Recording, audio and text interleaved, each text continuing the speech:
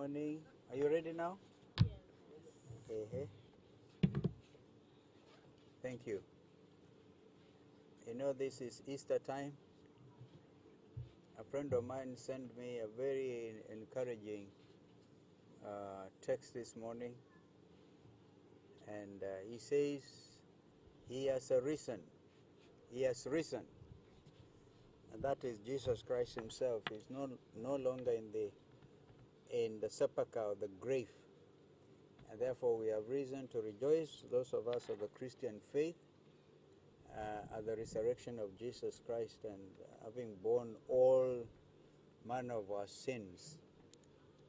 And kwa ndugu Waislamu, we continue to say Ramadan Kareem. Jana jioni tulifanikiwa sana na team tulipotoka upande wa Lunga. Tulienda kwa iftar hapa katika Marcus mosque in Indiani. Tumshukuru sana coordinator wetu ambaye pia ni Sheikh bwana Mpishi na wenzake.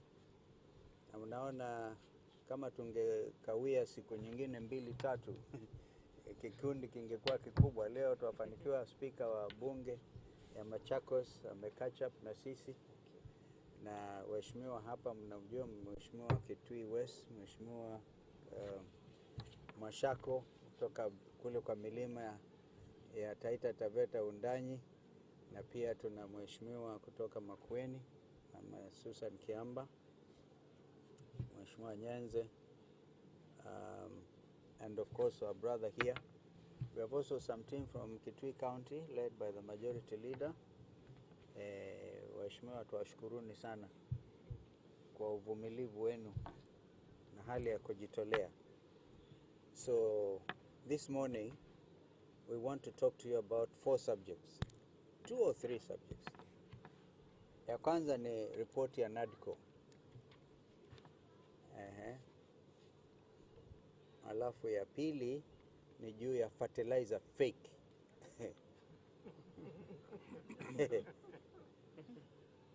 Ya tatu, we want to talk about freedom of independent media.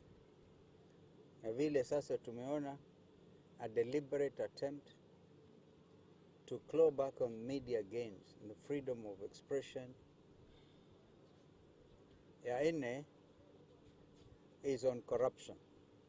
Yani imekuwa sasa is a daily thing. And so tulizungumza jana juu ya report ya Nadco, na vile kwa maoni yetu njama tayari imeundwa. Hatujui kama imekamilika, lakini hata kama imekamilika tunataka wajue tunajua. Mtu anajitokeza ameundwa properly, aelekee mahakama huko Kiambu, asimamishe report ya Nadco, na hali report yenyewe ni property ya bunge. Bunge tayari, bunge la Senate na bunge la wakilishi, National Assembly walikuwa wamepitisha, wakakubaliana na recommendations za report. Sasa ikasalia tu the enabling legislation, haswa juu ya IEBC. Wakati tulikuwa tukiendelea na mazungumzo kule Bomas, tulikuwa na habari kwamba kulikuwa msukumo mkubwa, kiambiwa msipojihadhari, msipojikakamua, mjue kuna jamaa ameenda kwa mahakama. Nia yao ni kujaribu wakimbize mambo yao, iwe ni Kenya Kwanza peke yao, ambao watakaounda tume mpya ya IEBC. Hilo halikubaliki. Na kama wataendelea na hiyo route, bila shaka tutajua kwamba wameamua kurig elections hata kabla yenyewe kufanyika. And Kenyans are fed up and tired of election rigging. Kenyans who come out the Senegalese in the recent past, pekemea hawa watu wa Kenya Kwanza, Bomet, Kericho. Wakenya tayari wako kwa mitaa. This time itakuwa ni viongozi wenyewe kujiunga na wananchi.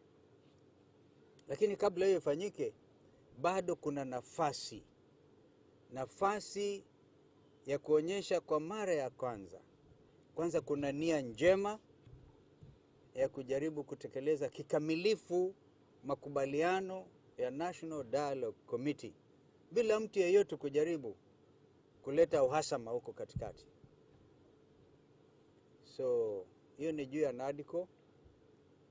Kwa hiyo kidhubutu kuweka makamishna wao kufanya nini, na ndio mimi jana nikasema sasa ni jukumu la wale ambao waliteua kamati ya Nadco, hasa ndugu Raila Amolo Odinga na mwenzake Rais William Ruto.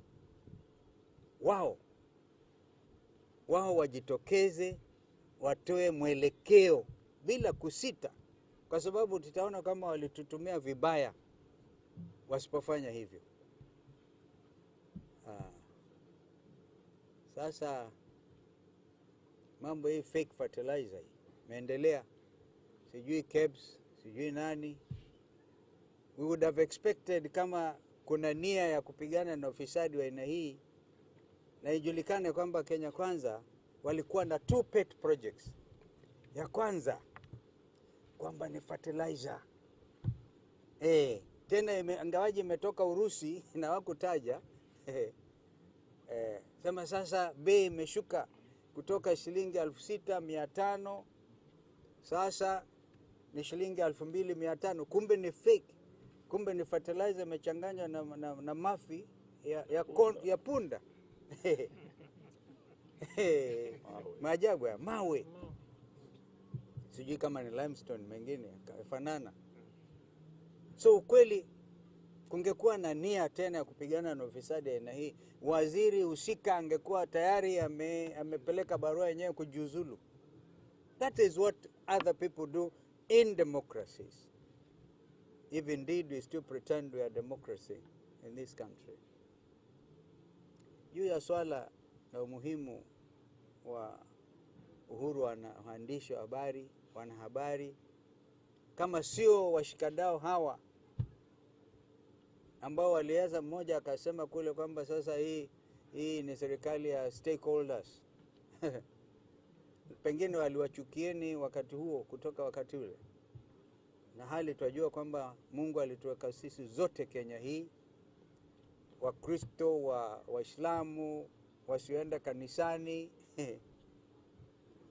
Wahindu, wengine tabaka mbalimbali. Nchi yetu ndio hii. Na kwa hivyo waandishi wa habari wanapodhulumiwa, ni dhuluma sio tu dhidi ya waandishi wa habari wenyewe, bali pia Kenya nzima. Tumeona tabia basi kupeana paid advertisements, because that's how you make your money. The media owners. Unikubali niseme Royal Citizen kwa mfano walikuwa upande wa Azimio, and they didn't fear it. They have their right to express themselves. Sasa hao lazima sasa, because the biggest media house, tukubali, lazima sasa wadhulumiwe, wavinyiliwe. Sasa paid advertisements zinaenda kwa kina nani? Star. Lazima tuulize mshikadau wa Star newspaper ni UP. What is the level of circulation ya hiyo Star newspaper? Jameni. Nation Media vile dhuluma. Hampati lolote. Ni umefika wakati waandishi wa habari na nyinyi mwelekee kwa mitaa. Kama Wakenya wenzenu. Madaktari tayari yuko kwa mitaa. Madaktari hawa kama ambavyo nilitangulia kusema. So pengine wataanza sasa kwenda individually against them, against kila media person, uhuru wa magazeti, uhuru wa kutoa kufanya expression, kama vile uhuru wa maandamano, uhuru wa kujiunga na vikundi, uhuru wa kupicket. Tutaki tena kurudia article 37 ya katiba yetu 2010. Kama sio katiba 2010, nchi ingekuwa mahali pabaya sana. Chini ya utawala wa Kenya Kwanza ingekuwa mambo ingine kabisa. Lakini bado tuwakumbushe kwamba kuna katiba. ingawaji wengine waliipinga, lakini bado ndio iliwazuilia hawa, wangekuwa pengine hawajafikia huko. Saa jambo hilo la mwisho basi, ufisadi. Ufisadi kila mahali, ufisadi. Sasa tumeona jama ya ufisadi mwingine wa hali ya juu sana. So kama vijana hata chukua vitambulisho, that is pre-rigging the election again. Pre-rigging. Kwa hivyo lazima tuambie mapema, wakubali vijana, kijana yoyote, mwanamke, msichana kwa kijana ambaye amehitimu, amefikisha umri wa miaka 18, apatiwe ID unconditionally na aende ajiandikishe kama mpiga kura, because this is a continuation. Kwa hivyo tunahisi before the next elections, registered Kenyans should be about 30 million. Lakini vile wanavinyilia, na pia watakuwa wanaangalia huku, hapa hatupendwi, hapa wanavinyilia zaidi, hatutakubali, tutaenda mitaani tena. Fisadi ndio huo. We saw the index. The amount of money you pay to get what is properly your right kama mwananchi wa Kenya has gone up. Hata nadhani various ministries wahusika wametajwa kiwaziwazi. So it's about time either we stop singing about corruption and do something else, because it's like Kenyans have become immune. We continue to go down the ladder of the country's most corrupt. Or is it kwenda juu? Ni bottom up. Natoka bottom naenda juu. Okay. Kwa hivyo na haya tu mtamuuliza huyo ndugu naye aongeze pengine kwa ile lugha najua sana kama wakili. Kama wakili alisoma lugha kabisa ya Kiingereza hiyo. He can add or subtract. Mheshimiwa Eugene. Thank you very much, Your Excellency. Ladies and gentlemen of the press, we are very perturbed by the recent developments that saw the High Court in Kiambu issuing orders blocking the implementation of the Nadco report.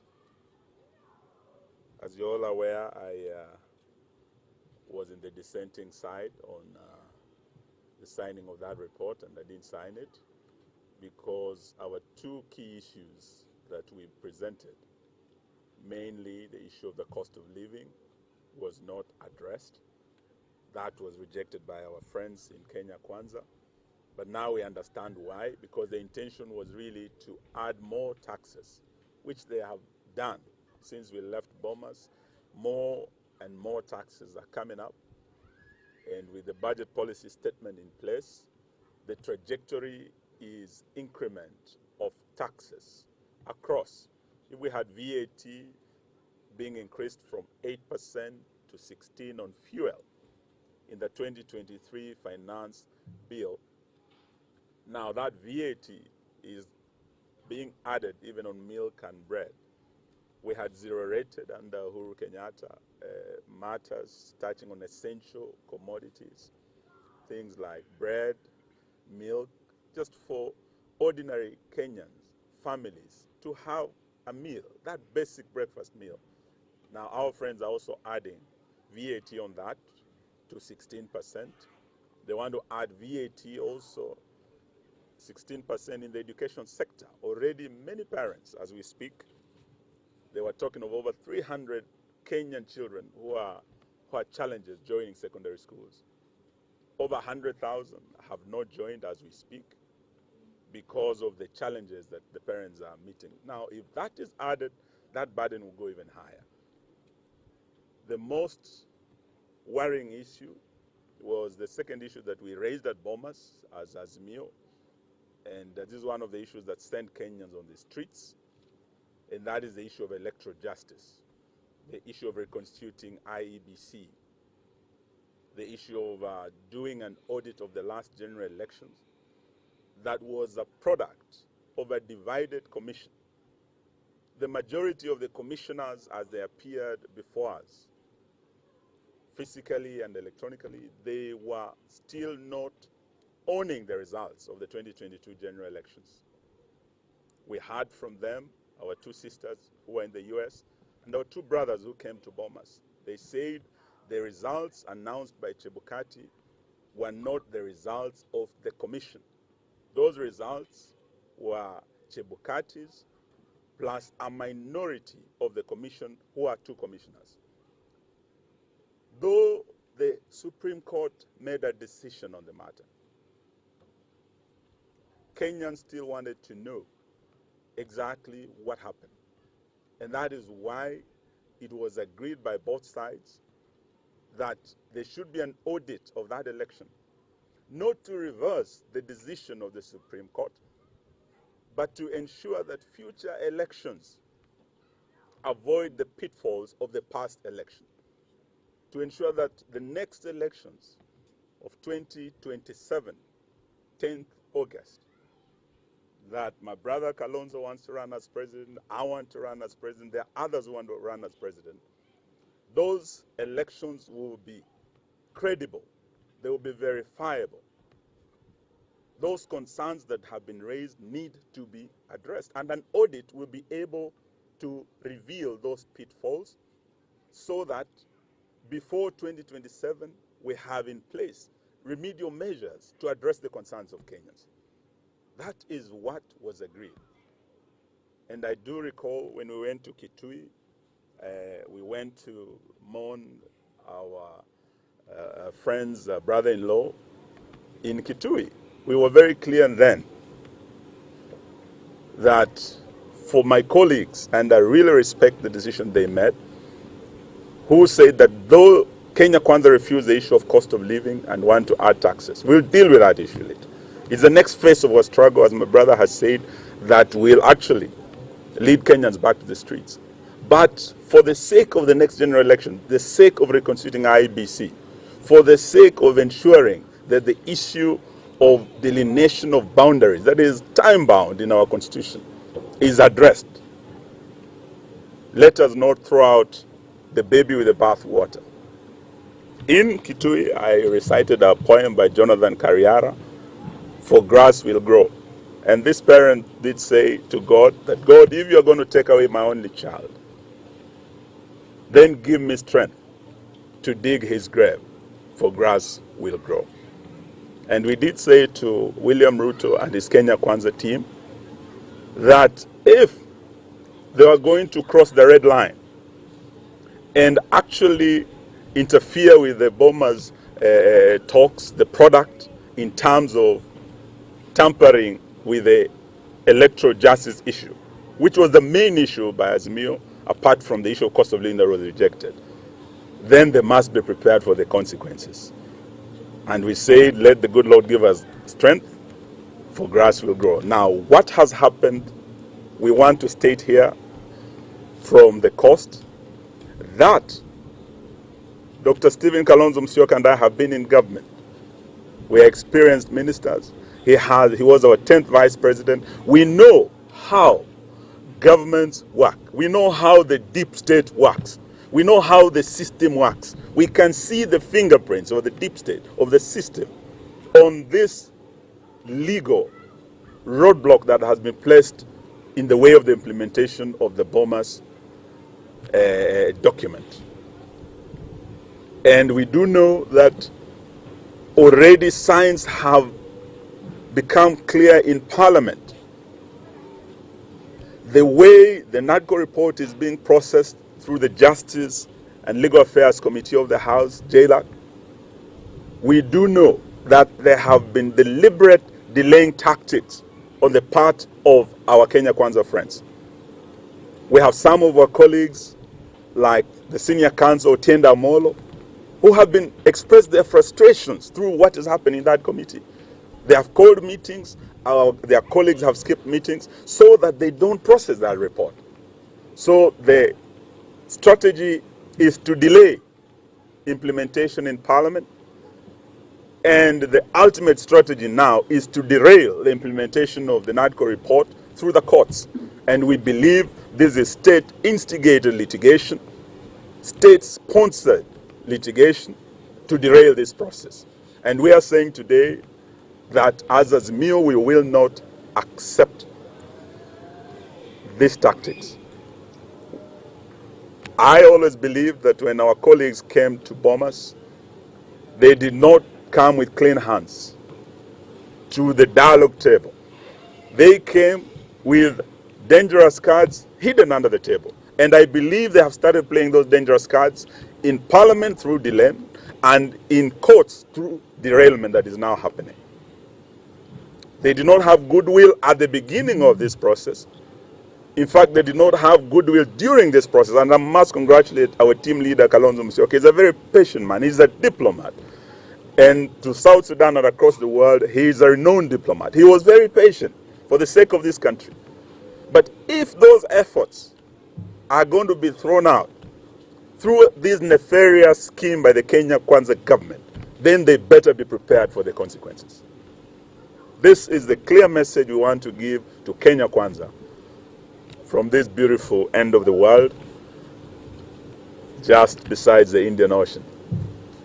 The other issue we want to say is that the issue of corruption, endemic corruption and tribalism in this government is something that cannot go unchallenged.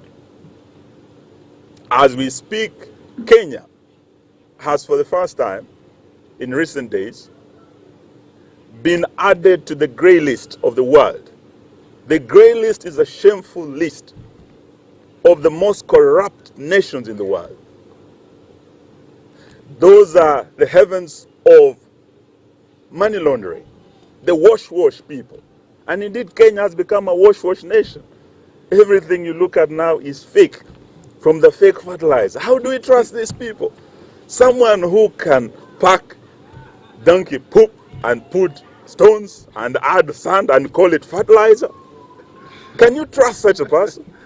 Can we trust these people who are calling themselves Kenya Kwanza?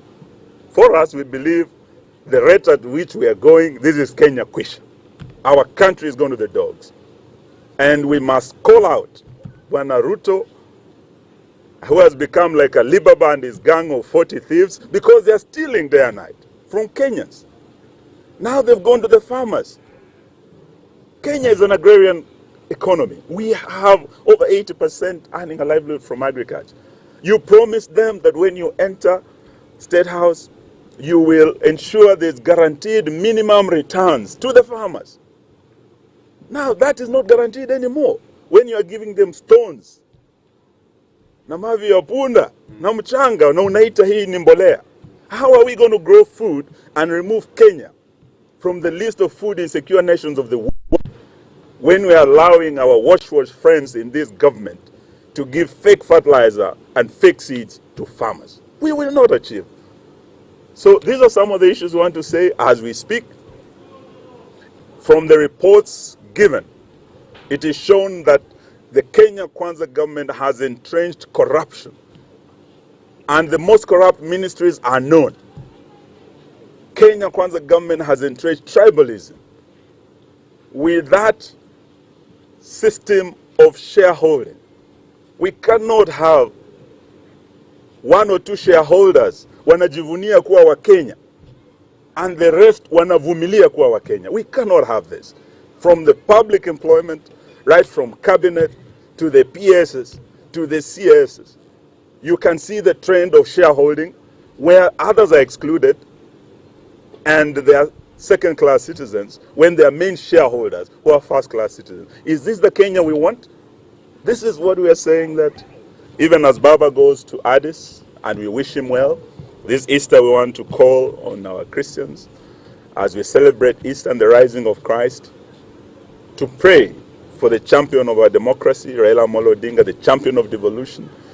Would like him to go and champion the unity of the African continent.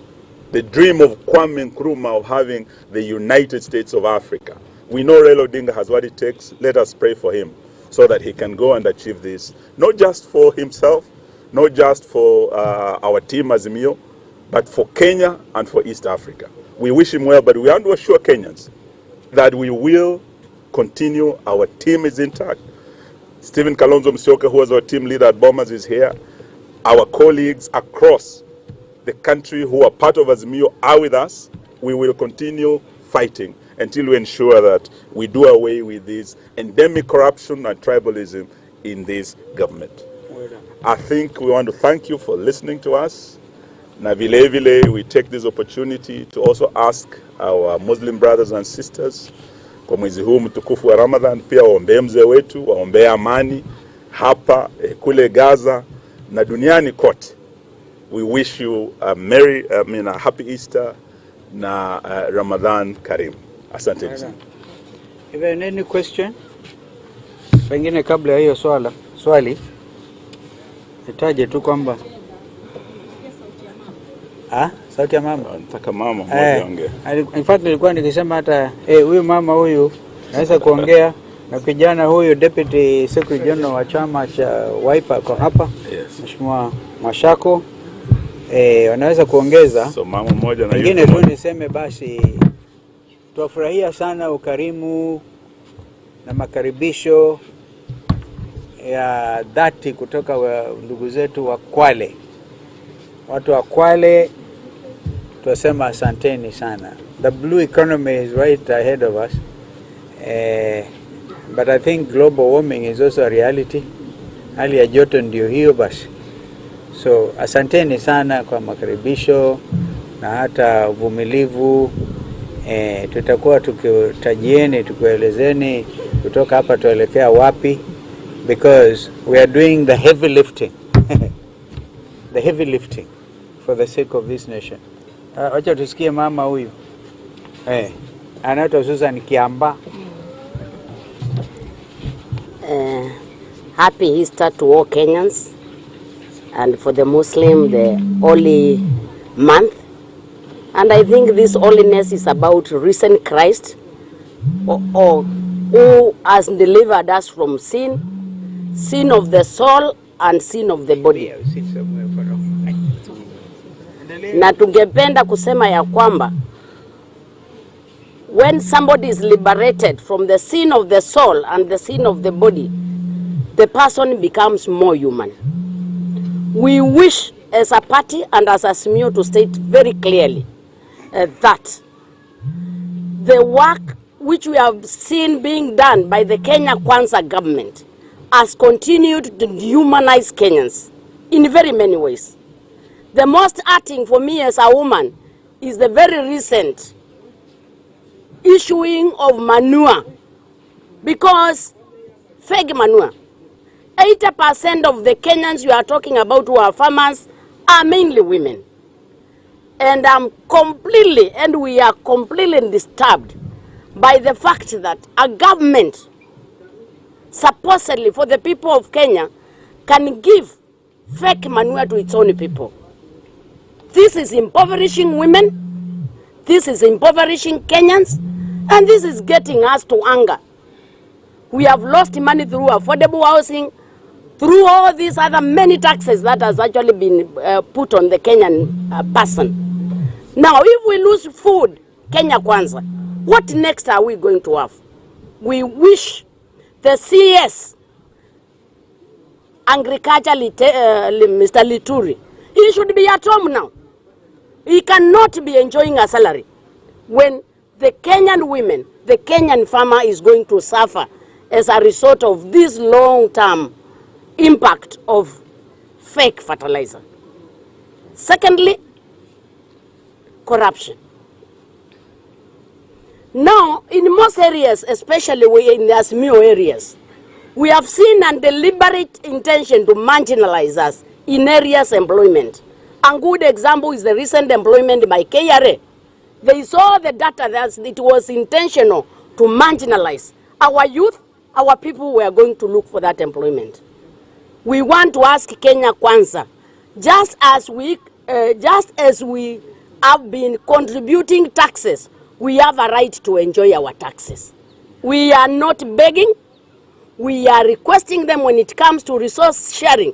Let's have inclusivity. Otherwise, we wish all Kenyans happy Easter. Let's rise with Christ with all the sins done. Thank you.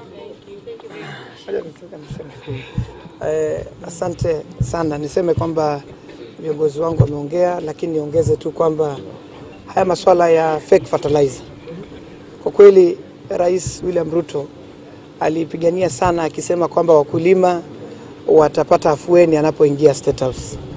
Lakini sasa imefika kipindi, wakati mvua ya Mungu ametuletea mvua nzuri, tumekuwa na kipindi cha El Nino, tukawa kwamba tuna matarajio ya kupata chakula kingi, alafu kwa ghafla tu Kenya Kwanza inatuletea fake fertilizer.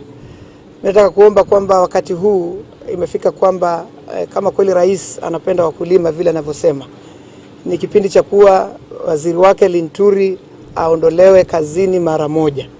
Kwa maana yake wakulima wa Kenya, hii haina mambo yale yanasemwa na naibu wa rais kwamba ni shareholding. Wakenya wote ni wakulima, 80% ya Wakenya wanalima. Kwa hivyo hii fake fertilizer toka tuone kweli hii serikali wanajiita bottom up. Tuone basi waziri ametolewa ofisini, na ikiwezekana wale ambao manake ni ufisadi huu, wale ambao wameleta hii fake fertilizer kutoka kwa waziri na kwenda chini wachukuliwe hatua kali, ili tuone basi watu hao wamepelekwa korokoroni na wananchi wamepata fertilizer ya kisawa. Na niseme kwa sababu mvua inanyesha, sasa sijui wana mpango gani, manake kama fake fertilizer ndio ile tunaona ni mavi ya punda na mawe. Alafu sasa mvua nayo, msimu mvua haingoji mtu. Kwa hivyo tunasema kwamba the president must wake up and call his minister to order, ampeleke nyumbani na tupate fertilizer ya sawa ili wakulima wetu wasipate hasara. Asante. Thank you. Thank you. My name is Edith Nenze, Member of Parliament, Kitui West.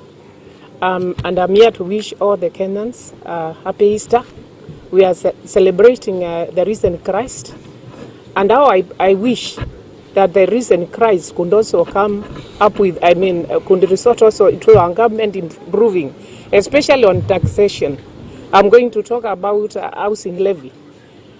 We see that the government, at first, we were being told that it will be a levy where people would contribute, and then after that they will get houses, or and those who do not get houses, they will get some pension at the end of the day.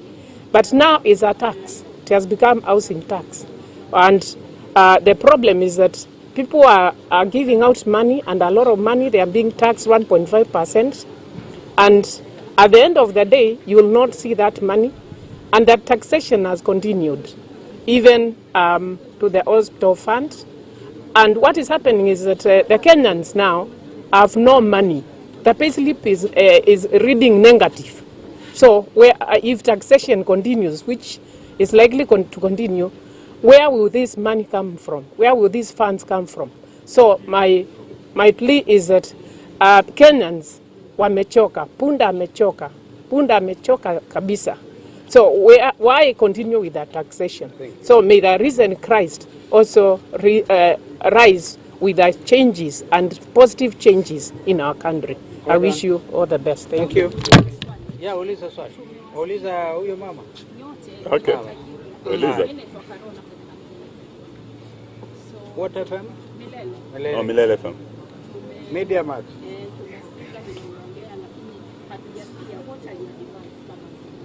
Hujasikia demand? Ile maswet hujasikia? Kwanza hakuna mambo ya uombaji hapa. Umesikia wenzangu wengine tunaomba. Hapa ni Wakenya wahimize haki yao na haki zao. Swala hili la ushuru, kodi ya nyumba, ni swala ambalo litawapeleka hawa nyumbani bila shaka. Bila shaka. Because halina usawa, halina even openness na mambo kama haya. In fact, as I just left here, nikaenda pale, mmoja akaniambia sasa mtu ako na mortgage, okay? You already you are paying some heavy, alafu pia in addition to the mortgage unalipa tia 1.5%, and there's a lot of money. Ndio mimi nikasema this is another wash kind of situation. Wash. Na tutakubali. Kwa hivyo tumesema yale ambayo tumeyasema. Swala lako nadhani limpata jibu kwa mambo yote haya. Kuna mwingine? But yes, maybe sir. Just to summarize. Yeah. Oh, kabla summarize, what's your question?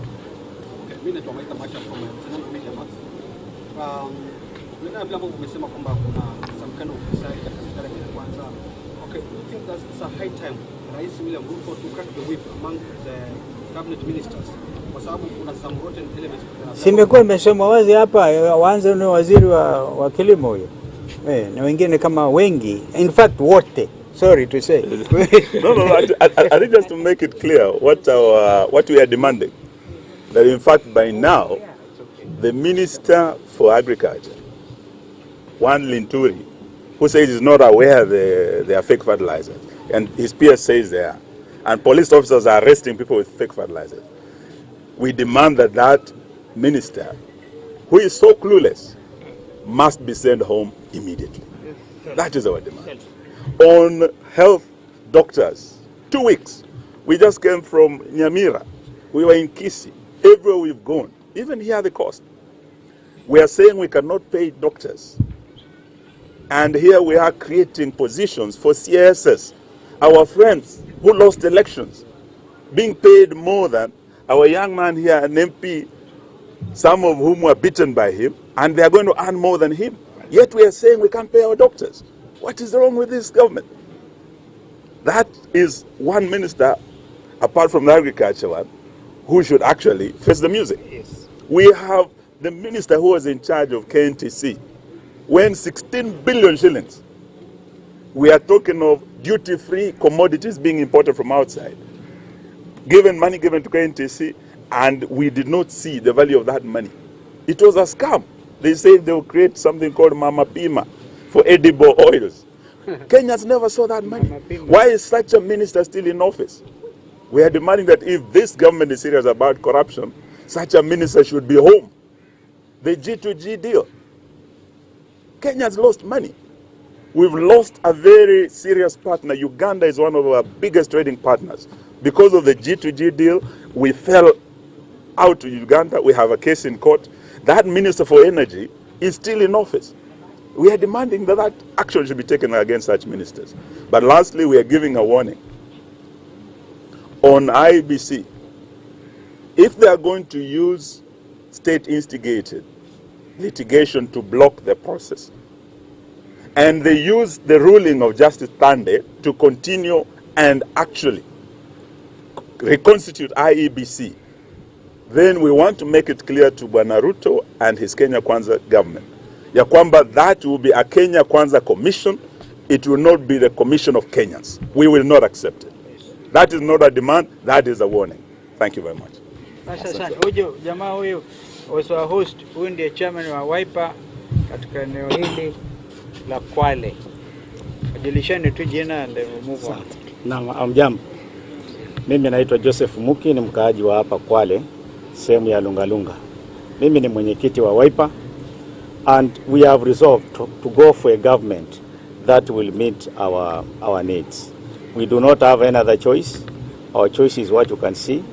Our choice is Azimio, and our president of choice is His Excellency Kalonzo Musyoka. We have all the trust that he will deliver, because he's moved around and he knows what Kenyans want. Thank you very much. Well done. Thank you very much. Very good summary. Umefanya very good summary. Thank you. I love the summary.